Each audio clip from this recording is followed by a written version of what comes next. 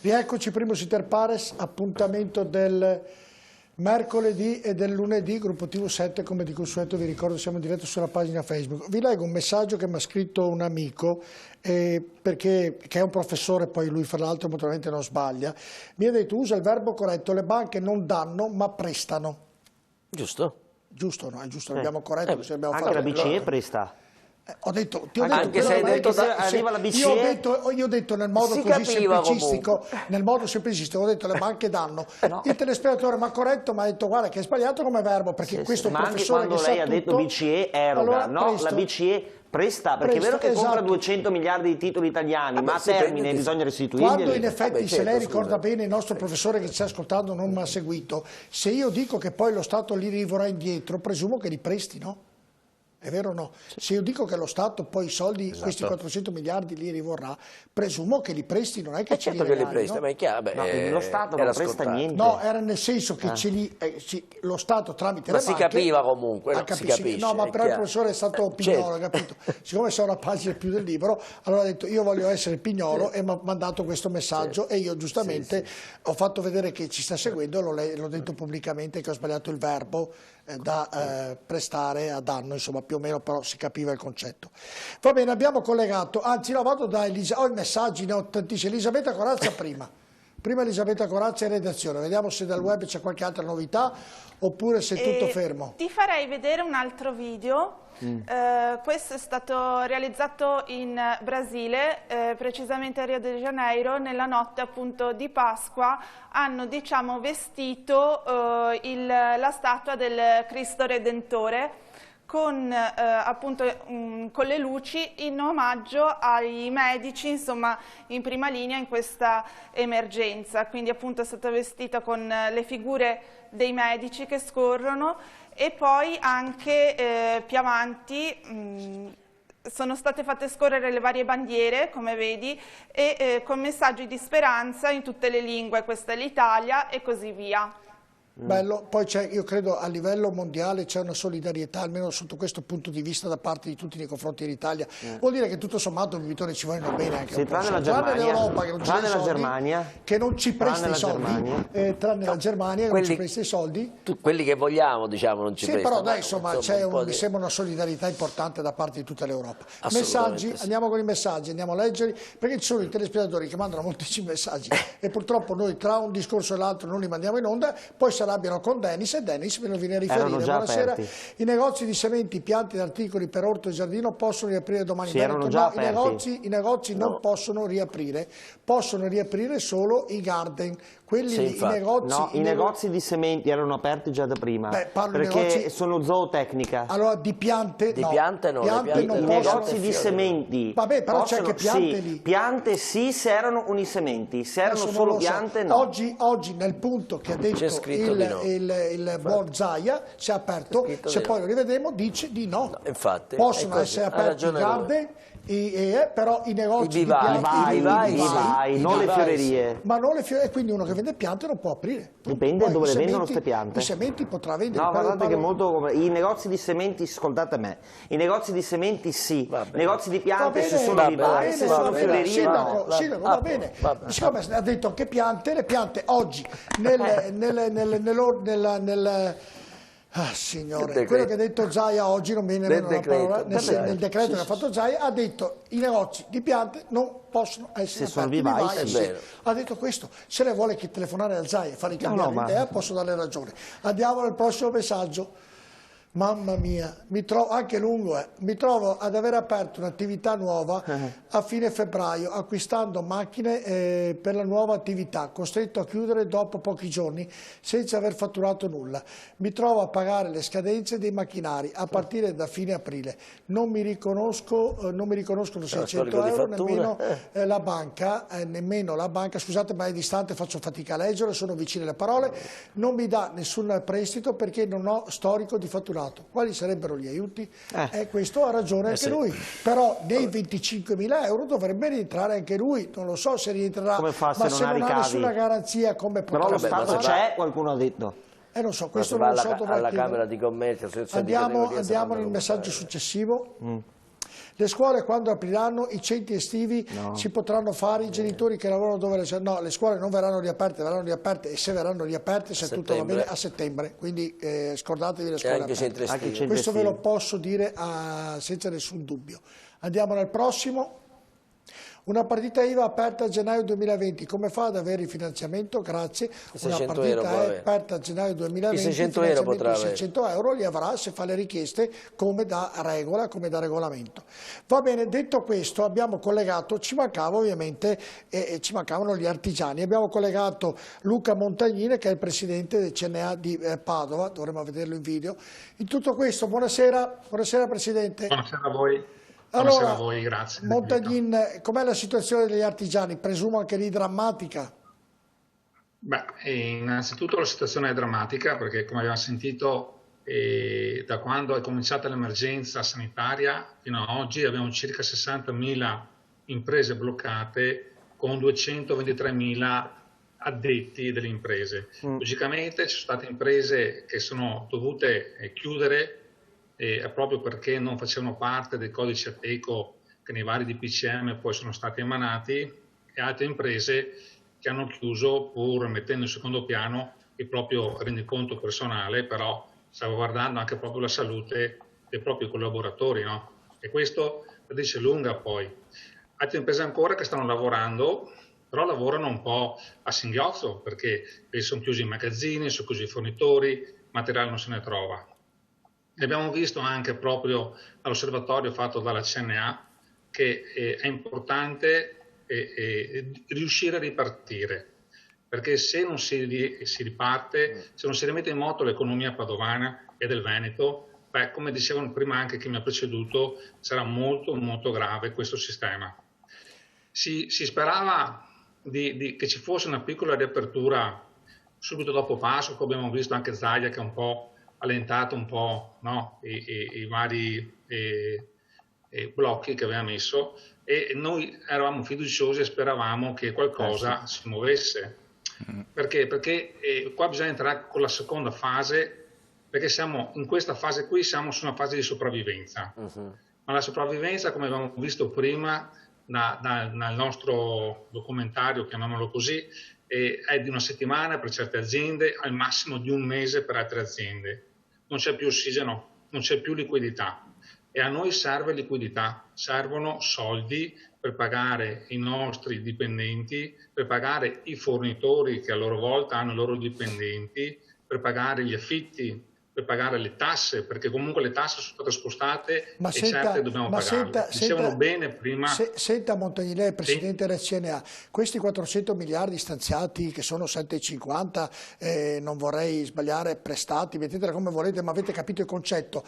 Ovviamente ne faranno parte anche gli artigiani, quindi verranno consegnati anche loro, se sono in regola con la propria azienda e la propria attività, il prestito di questi soldi se sono in difficoltà e se ne hanno bisogno, e se ne faranno richiesta.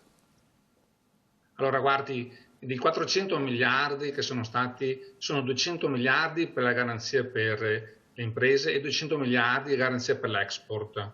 Di questi 200 miliardi che si diceva bene prima, ma le banche come opereranno su questo sistema qui? Saranno veloci, perché oggi bisogna essere efficaci e immediati nella liquidità verso le aziende. Saranno veloci nel dare questi soldi. Montagnini, mi scusi se la interrompo, se le interrompo maleducatamente. Allora, io non posso far da garante, però tutti quelli che ho sentito questa sera, avrà sentito anche lei collegati, persone anche che hanno un'importanza sul fatto economico in Italia, tutti hanno detto che le banche in queste operazioni dovrebbero garantire una certa facilità fino a 25.000 euro di dare denaro alle imprese che ne hanno bisogno. Poi ci sarà una piccola parte burocratica. Questo mi giunge notizia da parte del governo nelle mie trasmissioni che ho fatto qui, e confermato che questa sera con Baretta, che poi essendo ministro delle finanze in Italia credo possa dire una parola in capitolo. Se poi non manterranno le parole, io qualche dubbio dentro tra me e lei ce l'ho e spero di sbagliarmi, se non manterranno le parole, e questa volta davvero la vedo dura per tutti, tanto per capirci. Montagnini. Io mi auspico che le banche lavorino nel migliore dei modi possibili, perché oggi bisogna capire una cosa: non è un problema di un'azienda perché ha fatto male il proprio lavoro, per cui non è o a guardare il futuro. Oggi è un problema di sanità a livello nazionale, a livello europeo, a livello mondiale. E oggi le banche, avendo poi la garanzia al 100% per i 25.000 euro dallo Stato, devono erogare i soldi alle aziende. Mi viene da pensare anche a me, certe volte si dice pensare male sia anche ragione, che le banche magari diranno ma sei un po' esposto su un'linea di credito piuttosto che un'altra, te li do, non te li do, te ne do meno. Mi viene da pensare quando gli artigiani si sono trovati da un giorno all'altro, per dire, con i problemi che abbiamo avuto nelle banche in Veneto, e si sono trovati su un'altra banca e sono trovati chiamati a dover chiudere delle linee di credito, perché magari avevano delle linee di credito aperte da altre parti. Questo ha messo ancora più in sofferenza le aziende. Può esserci, però, oggi le banche devono fare il loro lavoro. Però io credo, Montagnin, che nel concetto in generale sia corretto che la banca dia i soldi perché è garante, si presta i soldi, non vorrei sbagliare ancora verbo, perché lo Stato ne è garante. Però è chiaro che se va qualcuno che è furbetto e ha già l'azienda che è in perdita, che ha perso soldi per... Scusi Montagnin, per incapacità... Finisco, dobbiamo fare una cosa. Allora, i soldi li dobbiamo dare alle aziende e non c'è il tempo di verificare se l'azienda è furbetta o non è furbetta, ma mi sembra che i meccanismi per verificarlo li abbiamo tutti quanti. Allora, vanno dati subito i soldi alle aziende e va verificato se queste aziende fanno i furbetti. Chi farà il furbetto deve pagare. Non è possibile oggi che per colpa di qualcuno non si fa più credito a nessuno. Bravo. Le aziende hanno bisogno di dare i soldi ai dipendenti, hanno bisogno di pagare gli affitti, le tasse, le bollette e via di così.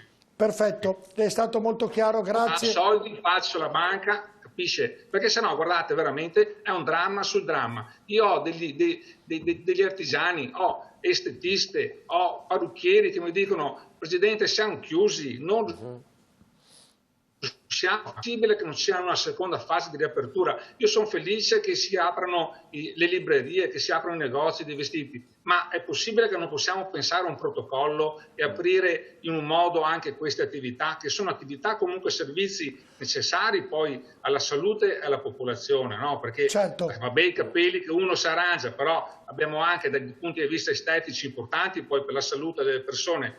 E un altro fattore importante, l'abusivismo. In questo caso qui andiamo a incentivare certe realtà, come si diceva anche prima, gli altri che hanno parlato prima di me. Per cui il governo oggi deve mettere in piedi un meccanismo, una strada parallela a quanto è l'emergenza sanitaria, ma è un'emergenza economica per le imprese. Deve mettere in piedi una strada parallela e cominciare a far lavorare le imprese, e le imprese, come padri di famiglia che sanno fare, devono tutelare i loro dipendenti e collaboratori, che credetemi lo facciamo già, perché sennò certe imprese non avrebbero chiuso mettendo in secondo piano i loro interessi economici. Lo facciamo e controlli chi non fa le cose come essere fatte, deve essere sanzionato e viene chiuso. Però dobbiamo mettere in moto il nostro tessuto economico, perché sennò veramente è un dramma su un dramma. È stato chiaro e speriamo sia così. Grazie Luca Montagnin, Presidente del CNA di Padova, grazie. Bravo.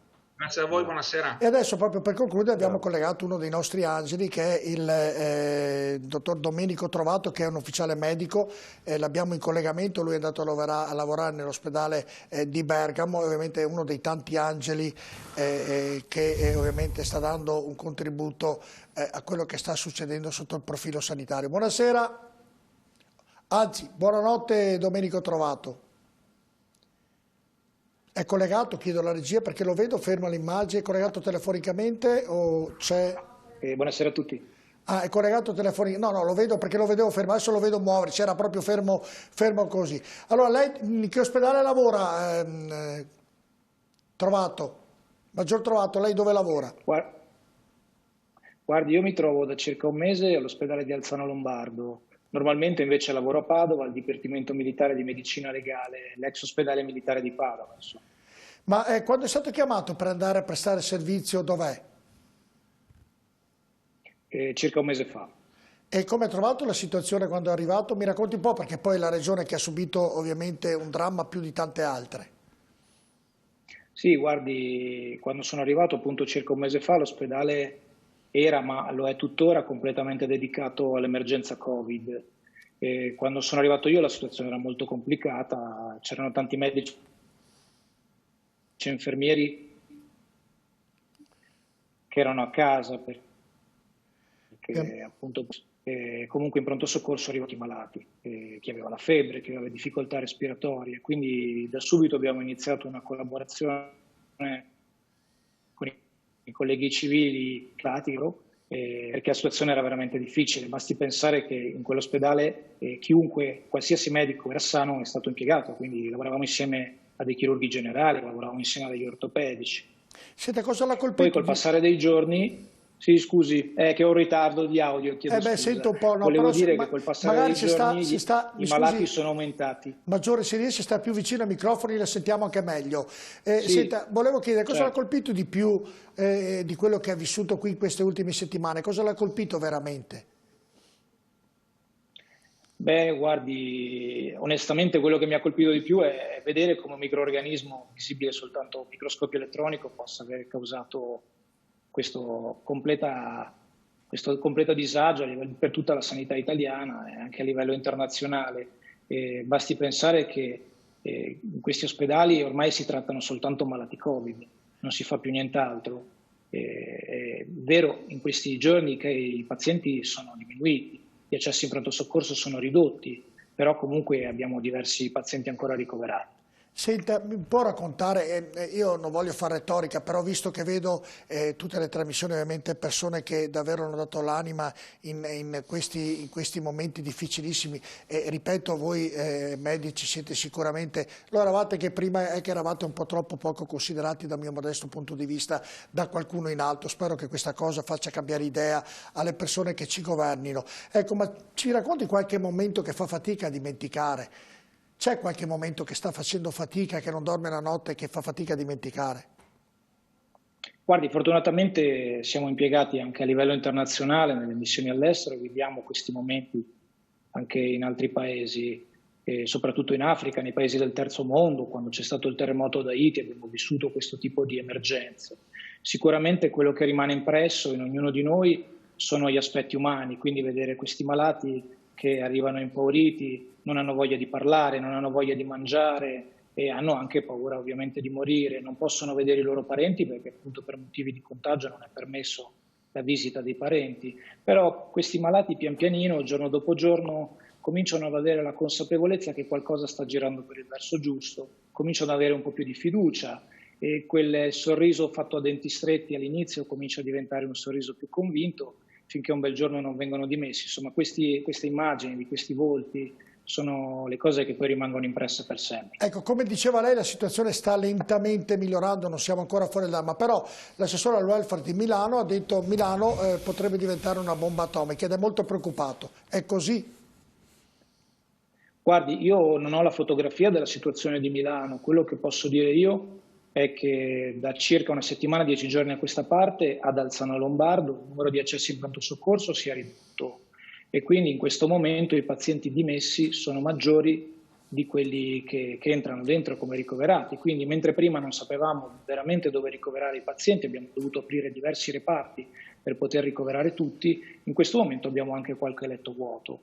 E questa però è la situazione di Alzano Lombardo, bisognerebbe conoscere i dati delle situazioni di Milano che io sinceramente non ho presente. Concludendo ringraziandola, ha mai avuto paura? No, paura no, sicuramente all'inizio ho avuto difficoltà a comprendere bene quelle che erano le dinamiche all'interno di un ospedale, perché comunque il contagio è dietro l'angolo, però fortunatamente la Forza Armata ci ha dato subito i dispositivi di protezione individuale di cui avevamo bisogno e siamo stati molto formati nella svestizione di questi dispositivi per evitare dei contagi e poi abbiamo definito bene quelli che sono i percorsi puliti, i percorsi sporchi all'interno di un ospedale, quindi insomma ci siamo mossi secondo me nel migliore dei modi per cercare di ridurre al minimo il rischio. Grazie Maggior Domenico Trovato, buonanotte e buon lavoro ancora. Buona serata a tutti voi, auguri di buona Pasquetta, soprattutto ai malati. Ormai è finita la Pasquetta e domani ritorna tutto normale per quanto riguarda le festività, però grazie ovviamente degli auguri di una buona Pasquetta. I medici sono delle persone, io già le reputavo, Antonino Pitone, delle persone straordinarie perché ho avuto la sfortuna di viverci per parecchio tempo all'interno. E non sono mai stati considerati sia la parte ovviamente dei medici, dei primari, di tant'altro, e anche la parte degli infermieri considerati come dovrebbero essere, perché effettivamente sono disponibili. Puliscono il di dietro, mi scusi la parola, mi dice mia mamma faceva l'infermiera, mi scusi se la dico, mi diceva puliva il di dietro, le volte no, ai malati tanti anni fa, e sono disponibili a far tutte e tutto, ovviamente ci sarà anche lì qualche eccezione, però credo che la sanità e le persone che lavorano lì meritano sicuramente qualche considerazione in più, e credo, pensi Pipitone, le dico che l'ospedale a Padova, io ero uno dei pochi convinti che, sa tutta la storia, 30 anni che dovrebbe essere fatto l'ospedale a Padova, ero convinto che almeno stavolta si costruisce fra 12, 13, 14 anni. Ho detto neanche stavolta per me lo fa. Dopo quello che è successo, per me si costruirà in molto tempo, in tempo minore e molto rapido, e ci saranno più medici, che eravamo carenti di medici, e ci saranno investimenti in sanità che avevamo un po' perso. Bisogna che succeda un dramma qui in Italia perché cambino le cose. Bisogna che ci siano 5 incidenti in una strada prima di mettere un guardarai. Non lo mettiamo prima, lo mettiamo sempre dopo. Va bene. Sindaco, tutto bene a Cadone? Concludo questa puntata nel chiedere, lei sta facendo un impegno, vedo che è sempre vicino alla gente, è molto amato dai cittadini di Cadone, quindi sta facendo un buon lavoro, perché un sindaco giovane è sempre visto con molta titubanza. Sì, beh, c'era grandissima perplessità su di me, me ne rendo conto. Molti cittadini l'avevano, e prima che ti diano fiducia ci vuole del tempo. Oggi, dopo 8-9 mesi, 10 mesi dall'incarico, mi trovo probabilmente a far fronte alla più grande difficoltà che la nostra Repubblica potesse avere dal dopoguerra. Io penso e spero di portarla avanti nel migliore dei modi. A me piace molto quello che faccio e credo molto in quello che faccio. Si può sbagliare nella vita, magari perseguirò anche delle strade imperfette, ma penso di fare il meglio, insomma, per i miei cittadini, che devo dire in questo periodo stanno avendo un periodo di grazia, nel senso che la solidarietà che sta venendo fuori a Cadoneghe, non solo a Cadone, no, io parlo di Comune, gli altri non parlo di quello che non conosco, parlo del mio Veneto, lo vedo anche Italia, chiaramente, però io parlo del mio comune, e li ringrazio sempre perché la solidarietà sta arrivando laddove i soldi non arrivano. Ma le faccio una domanda, non ho mai capito che uno che è solidale, che dà dei soldi alla regione, ai comuni, allo Stato, le detrae dalle tasse? Sì, si può detrarre, c'è sia la solidarietà economica, ma c'è anche la borsa della spesa, molti arrivano, portano derrate alimentari, eccetera, e c'è una grande collaborazione con Caritas e col mondo delle parrocchie, che grazie a loro, e se sono in ascolto li ringrazio, ma so che stanno facendo un grande lavoro in generale, senza di loro e senza la carità dei cittadini non potremmo arrivare laddove oggi stiamo arrivando, perché i soldi che sono arrivati sono importantissimi, ma stiamo dando, diciamo, la borsa della spesa a coloro i quali magari senza la solidarietà della gente non avrebbero mai ricevuta. Mai avuto. Treviso, è mai successo che lei ricorda una crisi finanziaria come questa, economica come questa, nei tempi addietro? E se sì, come l'hanno risolta, di queste proporzioni? Ma guardi, allora la mia esperienza professionale è molto ampia, perché l'anno prossimo sono 30 anni. Questa è una crisi sicuramente diversa dalle altre, perché è partita a tavolino, hanno fatto chiudere chiaramente le attività, e io mi occupo prevalentemente dei mercati finanziari. C'è stata una discesa molto molto forte, e questo può essere un vantaggio, perché logicamente il cliente vede che i suoi soldi sono arrivati a un certo livello, non c'è stata tutta una dinamica di allungamento. Ma non era meglio, mi scusi, chiudere la borsa in questo momento? Le borse mondiali, non era meglio? Una domanda le faccio così, non è meglio chiuderle invece che avere delle perdite stratosferiche? Ma vede, allora, qui c'è sempre il dritto rovescio della medaglia. Perché? Perché da una parte può essere un abbassamento che spaventa i risparmiatori, perché in queste fasi subentra l'emotività, subentra la paura, che non dovrebbe esserci. Il rovescio della medaglia è quella che ci sono delle ottime opportunità invece di acquisto in questo momento, perché ci sono delle aziende che sono valutate meno dei mezzi propri. Per cui se io ho un orizzonte temporale lungo e ho chiaramente della liquidità disponibile, io posso in questo momento qua cogliere delle opportunità che in momenti normali non coglierei assolutamente. Certo. Antonino Pipitone, abbiamo già parlato tante volte, il nostro ospite spesso nelle nostre puntate, le cose stanno migliorando, mi sembra un po' anche i dati oggi dalla Regione, mi sembra che si si stia andando verso, e bisogna continuare a rispettare le regole. Se Denis le rimettiamo quelle regole mentre fa la chiusura Pipitone, così i nostri telespettatori ovviamente le hanno già lette in tutti i vari siti, hanno la possibilità di rivederle. Prego. No, assolutamente sì, anche da quello che diceva il collega prima, che lui è in prima linea proprio in una delle zone in cui c'è una maggiore incidenza di casi di coronavirus, è evidente che anche là c'è un calo di persone che va in pronto soccorso. Noi oggi cosa stiamo assistendo? A un progressivo calo di soggetti ricoverati e soggetti che sono in terapia intensiva, e questo è un dato assolutamente positivo, un aumento della gente che guarisce.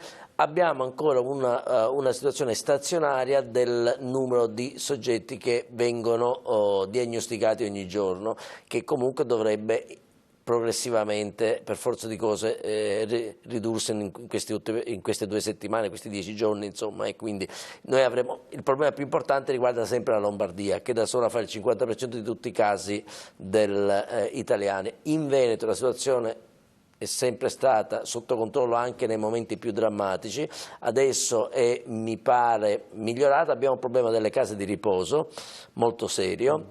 Voglio ricordare che ci sono famiglie che piangono già quasi 900 vittime, e quindi a cui facciamo ovviamente diamo la nostra solidarietà e vicinanza, però è una cosa enorme. Certo. Per questo quando gli imprenditori, che capisco, perché io mi rendo conto che se tu nella tua vita, come dire, la tua vita è la tua impresa, il tuo negozio, tu vivi di quello per i tuoi figli, anche per i tuoi collaboratori, mi rendo conto che è complicato, però se parallelamente non risolviamo il problema della salute e della sicurezza, sarà impossibile risolvere anche il problema economico. Partendo da questo presupposto, chi risolverà il problema della salute, che è la primaria ed è certo. in dubbio, sono gli scienziati, i virologi. Certo. La parte politica deve preparare anche già la seconda parte. Ma guarda, io sono convinto che c'è. E anche lì, se vogliamo, la politica sbaglia, però anche i virologi e gli scienziati hanno guarda,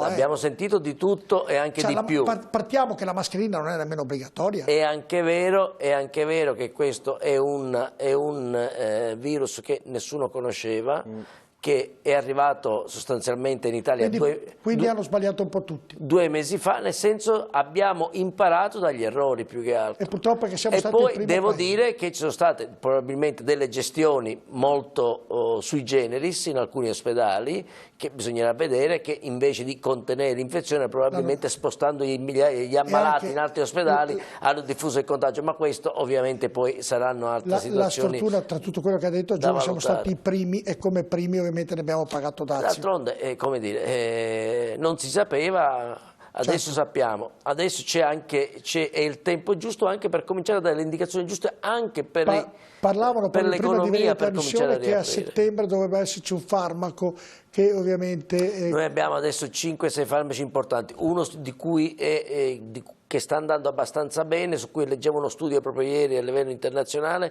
è quello che viene utilizzato per la malaria, che è la clorochina, l'idrossiclorochina, che viene normalmente utilizzato per le malattie reumatiche in Italia, che se viene dato in tempi prima che si arrivi in situazioni più estreme di sintomatologia, questo sembra prevenire il passaggio poi in rianimazione ed eventualmente anche in esiti più nefasti. Però questo farmaco dato in tempi certi. Poi ci sono altri farmaci tipo antivirali. Questo non è un antivirale in senso stretto, non è un antinfiammatorio, diciamo così, antinfiammatorio. Poi c'è un altro farmaco che è quello che viene anche la cardiospirina, da Napoli.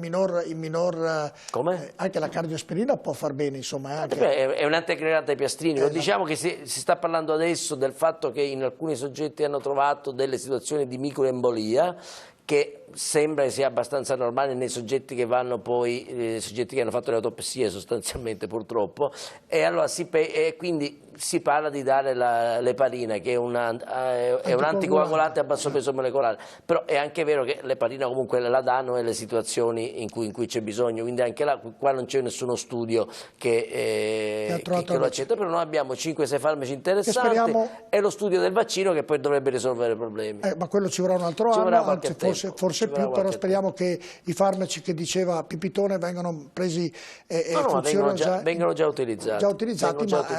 C'era un farmaco, sentivo proprio prima di entrare, non mi ricordo il nome perché avete tutti i nomi difficili a livello sanitario, ovviamente che potrebbe dare una grossa mano per chi viene colpito da questo virus. Grazie a Marco Schiesaro, grazie a voi, gentile, e grazie a Giuseppe Troisio, grazie di essere stato con noi, grazie anche a Antonino Pipitone, grazie a voi, arrivederci. Di essere stati qui fino a mezzanotte quasi, in rigorosa diretta, per raccontare alla gente quello che sta succedendo e quello che succederà. Vedete, la scritta è importante, ricordatela, non è ancora finita. Saluto Elisabetta Corazza.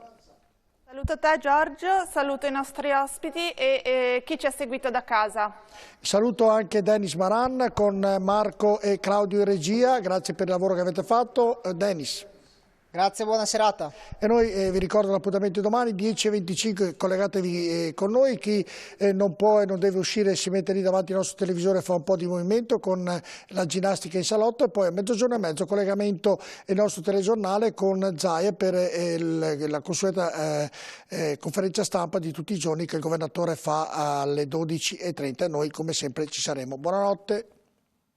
Questo programma è stato offerto da Despar, Eurospar, Interspar. Da 60 anni, il valore della scelta.